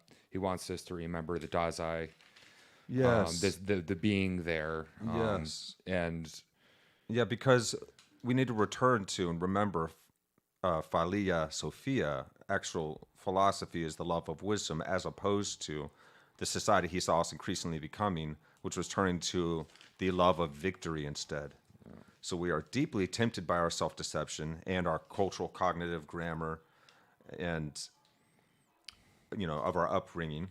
So, the suggestion here is to remember sati, to remember the mystery of beingness that we have forgotten. If we can only acknowledge the way that being transcends our framing of it, and let that be our constant relation to it. When you only define, I'm missing words. I was writing so fast to try and keep up with Vervaeke. It has to be an ongoing process of attunement, to say it another way. So we're enacting participatory relation with the moreness, the inexhaustible nature of reality. In Harman's speculative realism, in his critique of phenomenology as inadequate, he's pointing out that the core of being is not our subjective interpretation of it. So there must be a transjective attunement that makes both the subject and the object, subjective and objective, possible at once. And you have to be seeing it from almost like an overwatching kind of view. From you're separated from it. You are not involved in that process of subjectivity or objectivity. You're even noticing how the brain does those things. Yeah, so that's pure awareness. Harman's speculative realism. So it's not the thing veiled from itself. That's right. It's the transjective attunement that makes subjective and objective attainable and attunable. There we go. Yeah, and attunable. Yes. And so instead of the thing veiled from itself, it's a shining into my subjectivity. Yes. So from we're seeing. But the same thing as also closing out from us as well. Withdrawing from us constantly, like a horizon that we'll never reach. And the more you move, the more it's, He brought up video games like VR game. It's like, like I'm a game breaker. I like to play it until I find the walls and where it breaks, and then it really loses its reality after that point. Whereas if you have a really good open world game that it seems like you could do just about anything, it feels very real. Like when Oblivion or Morrowind came out, richly detailed. When it first came out and you first did your first playthrough, it was so real until you got to the end of it and you've played it so many times that you know all the things that you're break used to it and now. then it loses its reality. Yes. So it's not just shining through, but then also continuously going beyond, and it's those two things that make real. Yes. So so how things shine forth contributes to the realness of our psychological experience of it. As long as it shines forth, it can be real to us. Yeah.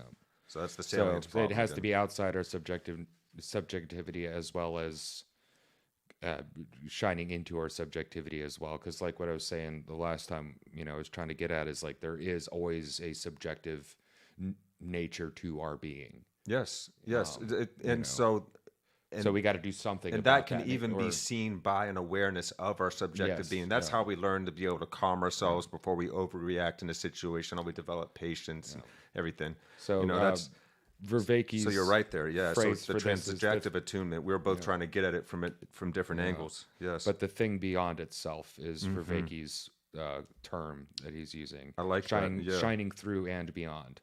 Yes. So our framing of reality is subjective, and it's a constant bio-attunement that we're involved in. And reality is simultaneously exposing itself to us and concealing itself all the time. So the thing beyond itself is a way of thinking about this. The withdrawing that was perhaps not recognized by phenomenology. The question remained that at least wasn't answered by phenomenology. How do we get to an attunement that does not cause us to fail to our self-deception? So truth as aletheia is an idea that's put forth, and letheia is to cover or forget. So this involves the deep remembering that we get from the aletheia. So the Japanese term sati. Yeah. So it's a deep remembering of the being deep mode. Disclosure. Of the being mode. Yes. Remembering the being mode that exposes reality in a way that's constantly revealing and withdrawing at once. So we're really in the pure being mode prior to our interpretations of the events that we are witnessing. We are deeply remembering, and we're in contact. We're in the attunement to that shining forth and the aletheia, so we're in aletheia with the withdrawing as well. So Heidegger, Dreyfus, because Dreyfus takes a lot of Heidegger's ideas further and he's one of the founding figures of third generation 4E cognitive science, which we discussed earlier in this series. They've really taken this to another level, basically, to understand the nature of mind, cognition, consciousness, being itself. And so in the book, Being in the World. Yeah, I think the quote's a little too long, but I have it broken down here. So it's basically facts and rules are in and of themselves just are meaningless. Yeah.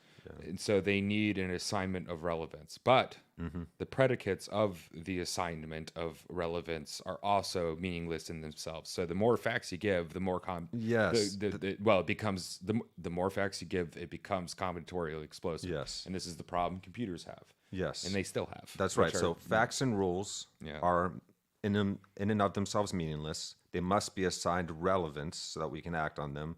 But to define relevance, all we can use are more facts to define the relevance. So more facts leads the computer to combinatorial explosion. It's got too many things that it can do at once. Same thing with us. We lose the ability to adapt to the current situation. So there's too many options. So then comes this idea of optimal grip. So a process. So how do we describe how the brain realizes relevance? Well, it does something to where it has a way of calibrating itself to develop an optimal grip. So a way of being able to get in conformity with another object, for instance, to grasp the cup and to drink it. So this helps capture how our minds realize relevance. Retrieving realism, another book that he brings up, helps us get a framework to get into deep dialogue. Oh no, I'm sorry. Retrieving relevance was something else. But Vervaeke is now suggesting, okay, we need to get into a deep dialogue with these prophets of the meaning crisis. Bring all of their work on ontology and beyond into the current cultural conversation as much as we possibly can, in our own particular ways through life and living these realizations ourselves. So we got to bring this back into our spiritual and our wisdom traditions that we can all take part in through ritual and story and other ways to really be able to boil it down in ways we can all grasp and understand. So Evans was pointing towards the dynamic coupling between the question and the questioner, like you and the world. Question that reveals the questioner, right? Go on, which there's this dynamic coupling and with a participatory coupling between you and the world, or you and the question in the quest, and the idea of like recognizes like. Yes. So you recognize the question by being a questioner, or you recognize the world by being the world. Yes. So completely that they become one. The subject and the object become one.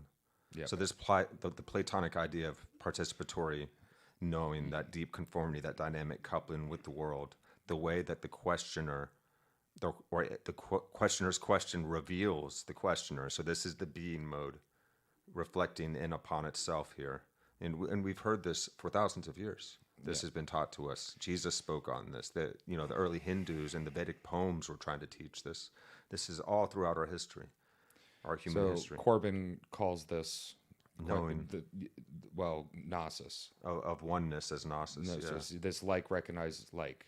Yes, and he gives it this salvational redemptive quality as well. He recognizes there is this salvational redemptive knowledge that comes with it that changes and transforms us. You are changed, and your knowing of the world are changed, and the world and the self as the self are coupled together. So we take this quest into being, simultaneously knowing the depths of being and the world together to mutually afford one another.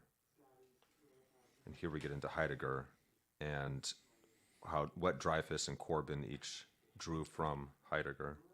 Yeah, Dreyfus was on the end of relevance realization and the non-propositional, non-computational end of knowing and being, and Corbin's gnosis is pointing out the redemptive nature of gnosis, and gnosis freeing us of existential entrapment. Yes. So them together, because really it's a together. You have to look at relevance realization as in a non-propositional, non-computational way, because the computer still has a hard time figuring out what is relevant in, say, an image or something. But it can't just be, we can't just look at things as, this purely mechanical world and view. We need a redemption that frees us from our entrapments. Yes, a way of responding to the modal confusion, a way of awakening from the meaning crisis. So what is this forgetfulness that is causing the modal confusion? Well, we talked about the being mode, which is transformative participation in the mystery of being, which is aletheia. Yes, leads us to aletheia. And one end down from aletheia is attunement, which is relevance, which is, what is that? Open to an ongoing construct with the thing beyond itself, experience. So that transjective. Yeah. So this is what gives things an important aspect of the realness that we've neglected. Independence of being is an important pole. So yes, if you look at a very important one pole pole to being understanding the aletheia objective, the and other the being being the mode. shining. Yeah. And so the relevance and attunement need to be constrained with the thing beyond itself, which is, the independence of being, and that's where they meet again. There's this divergence of meaning again. And he put, truth underneath that, but then erased it and put truth off to the side. Yeah.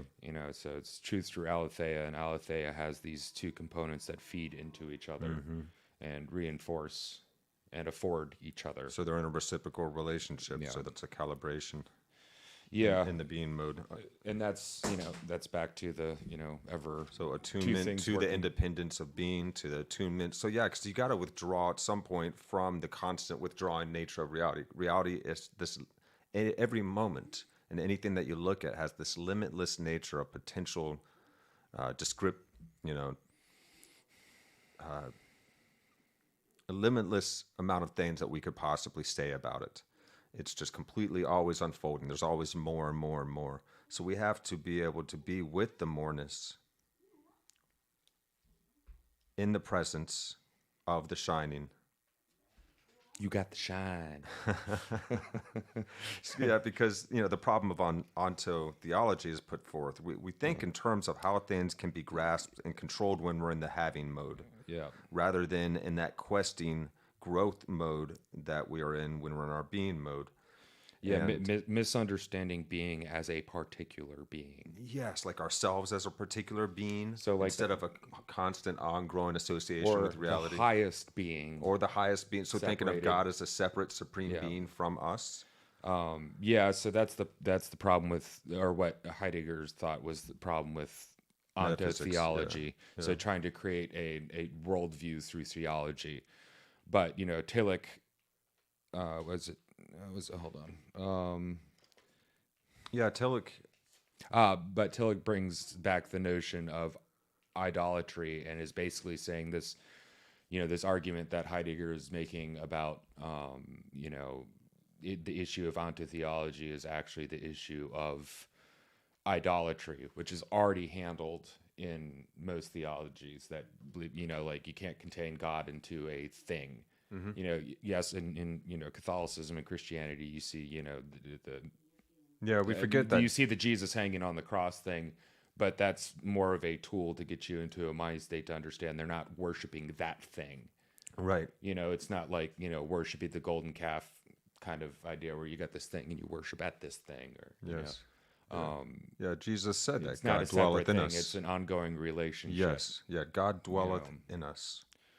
So His the love is reason why perfected idolatry is bad is because it separates you from being, and it boxes God in. Yeah, you're trying to limit God so that you can define it, and it's the limitless. Well, you're trying pure creative nature. You're trying to have it. Do you have a God? No. Yeah, because the word that we use God for is pointing to the pure, limitless, creative source of us all that can certainly, potentially, indeed, turn itself into various personalities, take on personalities for various different cultures that it's interacting with. But it is beyond all of those even personalities. So the question comes up, what would it be like to remember sati through aletheia, which a true remembering of the being mode through this, this meeting of relevance and the thing beyond itself, not separating the beer from the being, not confusing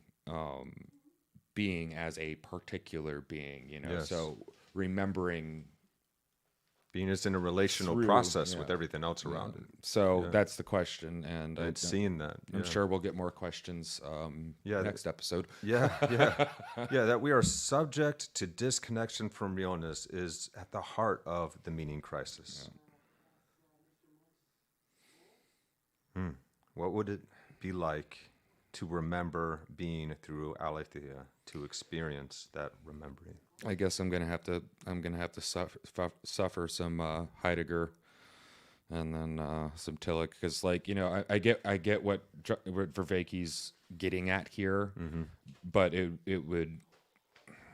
Yeah, and why we're covering this guy at all, like I'm sure if anybody Yeah. knows their philosophy and knows that this guy eventually ended up becoming part of that What was he getting at? So party of the Third Reich in Germany. so I can join the conversation with him in time. Well, it seems like he had this habit of self-aggrandizing and really getting focused on himself in a bit of a narcissistic fashion, perhaps. And so he is like, he was trapped in his own ideology. For him. Yeah, he was trapped in his own idolatry and idolizing his own self. And then was taken in by that party.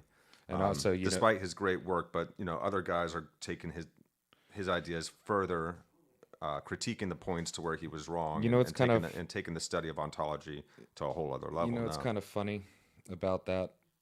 I don't know if it's haha funny, but more like irony funny. Heidegger, used metaphysics as a pejorative, but then he joined the Nazi Party, which was like total like into the occult, obsessed metaphysical stuff. So it was like, and he had to be aware of it. He wasn't an idiot. And I can understand the trying to sell yourself thing at that period of time, because German philosophers, there was a tradition of great German philosophers. So if you wanted to be one, you really had to like be one. And if that's your main mode of getting money, it's nationalism gone awry. There's a lot of probably good people in Germany that adopted that belief system because they were conditioned and brainwashed into it with fear and propaganda and psychological manipulation. It doesn't mean that it's all your problems excuses and woes are because of them. But the truth of the reality is that any of us could have been one of those prison guards in those internment camps. It can happen to anybody when you're put into that kind of. It's horrifying that human beings are capable of doing those things in their own self-protective manner. That's why we really got to rise above our baser animalistic instincts. Well, that's where it's not let ourselves develop into these kinds of cultures that get taken in so much that they demonize and dehumanize another group of people so much that they're willing to excuse murder, violence, enslavement, oppression. Well, that's torture. That's the issue of, yes, we all possess ideologies. We have to be very careful not to become possessed by our ideologies, because whether it's the Nazis or the communists or the Democratic Party or the Republican Party, the extremes of either end ideologies, if you become possessed by them, you're literally becoming possessed by a force that will take you down a very dark avenue, and you won't even notice it. No, it's group mind. You'll follow the group and you'll go along with it, even in the back of your mind and deep in your heart. That it's wrong on some level. It might start seeping out at some point. Well, that's God hope it does. That's where the deadly sin of sloth really comes in. Is like, it's. I don't want to put in the mental effort to keep myself from falling into my own. We can be so satiated. Yeah, that's from the world's problems with all of the beautiful distractions we have around us. We no longer are engaged in it. I don't want to. I don't want to think about it too far. It's like I'm good. I'm right. I'm part of the right side. It's like living in a system of self-governance where everywhere you go, people are like, "Don't talk politics." And you're like, we live in a system of self-governance. We have to talk politics. Just like you got to clean the toilet. It starts to get gross and really unhealthy if you don't attend to it on a regular basis. So we have to watch our government like hawks. Are we talking politics in the sense of philosophia or philonikia? That's right, because we don't want to be just in an argument I don't want to win. We want to actually be trying to figure out how can we solve the problem? How can we reach conciliation? How can we help two groups find a way to compromise? Well, how do we together? Optimize our collective situation? That's what governments does. Is that's trying why to we fix collective situations. How do we optimize the mechanism in which we use to fix collective issues? That in my mind, that would be the ideal talking politics. Is we're just trying to optimize this machine. Let's look at that the problems we've created to that deal we with have, problems, and without like judging them overtly to the point that we can't talk with the people that we believe wholly created them. We've got to be able to look at the problems together and devise ways to solve them that are mutually appreciable enough. We have to create compromise. We have to figure out how to continue to flap these wings together. The bird needs two wings to fly, as the old Native American saying tells us. And here we are. The right and the left need one another. in every country around the world. We need one another. We have got strengths. 2 hands. We got two parts to our brains. We need all the independents, the libertarians, the Republicans, the Democrats, the anarchists, everyone that we can get, even people that also recognize that there are social issues that we can work on together without reverting into a situation to where we have a central authoritative body that's telling everyone how to do everything in order to achieve that social perfect equity that we think that we can accomplish. Well, that's called totalitarianism. Yeah, It's utopianism leads to the totalitarianism. state controlling everything in total. Yeah, no, we can't just change the world by hacking at limbs. You can't heal something that is ill by just treating the symptoms. We have to get to the root of it. And we are society. We make up society. Perhaps we can change the world from the inside out by realizing the truth of our nature together. In communion, we can share in cooperative effort this wondrous, reverential looking in to the depth of reality and our own human experience. And, we can investigate that great mystery together. We can see where all of our religions and wisdom traditions have points of agreement and complement one another. And we can find that greater truth that will never ultimately reach, but will always be continually revealing itself to us evermore. That is the hope. Evermore. Quoth the raven. This has been another great episode, guys. Thank you for joining us in this learning journey with John Vervaeke and his Awakening from the Meaning Crisis lecture series. If you've enjoyed this series at all, make sure you go over to John's page and like and subscribe. Throw some comments down. Help more people. Share it up with your friends and family. Help more people be revealed to what he's putting out here for us. And it's, perhaps it's not for everybody, but it's going to trickle down to all of us. And anybody that's in psychology, philosophy, that is in education, that's trying to teach, that's trying to share with people in spiritual communities, computer engineers, AI, people working in AI, I think that's where Vervaeke is really going to be helping us in very, very particular ways. So, it's out here for all of us. We are certainly in the midst of a meaning crisis. In case y'all haven't noticed, there is something that is a brewing in our world that has given us a sense of not so much groundedness. We're feeling a sense of disconnection, a sense of increasing meaninglessness. We're noticing the dissolution of our social systems, the breaking apart of the fabric of our societies. Remember, nothing's true. It's all a psyop. Right? Yeah. And we can't just be looking from our fearful having mode all the time. We've got to get back into that deep state of being to where the unconditional nature of love, loving wisdom is possible. We all actually, it's so cool that humans have developed to the point that we have this capacity. These Ramana Maharshis, these Jesus Christs, these Buddhas, these sages and saints around us, that such people have existed and continue to exist. Sometimes even behind the counter at the gas station, you might meet some old man that just has a certain way about him, a certain glow or brightness, and a constant loving, joyful nature every time anyone sees him. He greets everybody with the same unabashed love. There is a lot of people out there like that are shining that way, and none of us are perfect, and I know God knows I'm still growing, but we all have that potential to brighten evermore. And, who knows if we can even lighten the traumas and dramas of this world, just 1%, that makes a difference to millions of people. So let's keep on. It's the name of the game here. Yeah. We are changing this world from the inside out. What better thing do we have to do in the face of potential utter destruction? I mean, I'd rather be alive now than any other point in time, and the fact that we're at the point where we can simultaneously destroy ourselves and save ourselves is pretty cool. I'm sure at different points in times we have been there, but now we're really at the point where, if a big rock was coming for us, we might have a good chance of saving ourselves too. Mm-hmm. So I think if we get past this juncture, we might just get to, our ancestors. We'll get to meet some beautifully fluffy, cute, super intelligent alien creature one day. I think that we have the capacity to become an interplanetary species that can live in symbiosis with its host planet and go out there and be a beneficent. The first aliens we meet are like adorable space otters, and we accidentally start a war because we're just like, you're so cute. And we pick it up, and that's a terrible thing.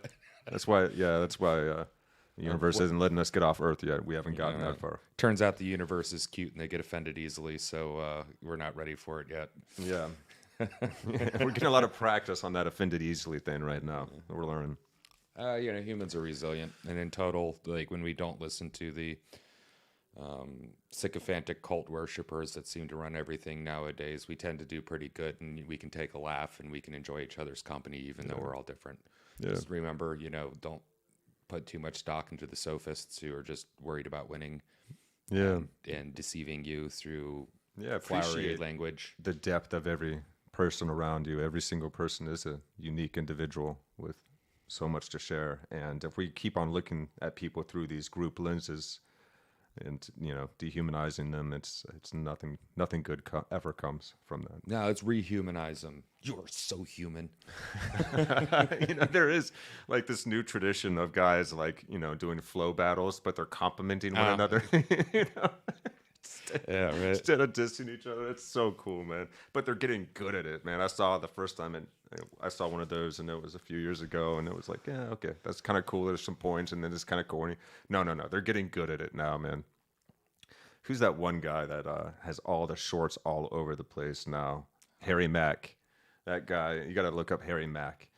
I'm sure a lot of you guys out there know who Harry Mack is. He shows up in everybody's timelines on all of the social media and YouTube. But he's a guy that flows on Omegle, I think, is the app.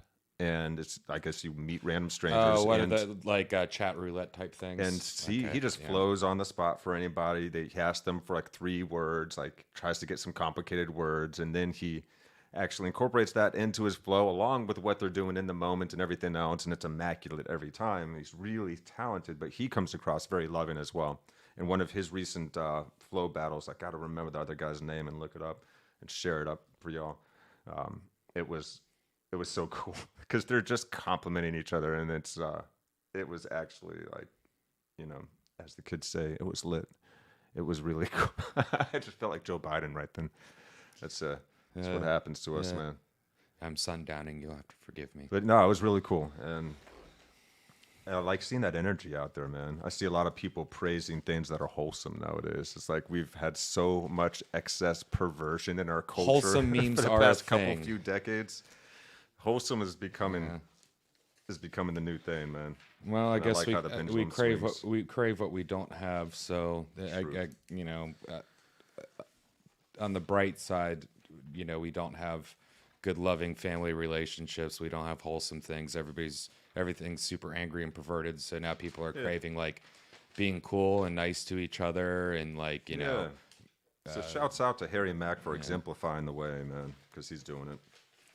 Flawless victories every time. Alrighty, well, that's all for me. Like I said, I'm sundowning. Yeah, right. It's about that time, guys. Yeah. We appreciate you so much for joining us. If you are enjoying this series and Actuali as well, we've got guided meditations, guided Wim Hof breathing sessions, other deep philosophical introspections. Go through the entire series if you like. See how crappy it was in the beginning and how far we've come. And look forward to how far we're going to go. I'm looking forward to the new studio and ratcheting things up another level. And we're really going to continue honing this in for y'all. So if you appreciate what's happening here, make sure you smash that like and subscribe and throw it on a comment. That helps the algorithm more than anything. Share with your friends and family who you think may be interested. Love you guys. I've been Chris. I've been DJ. Peace. Meow. Out.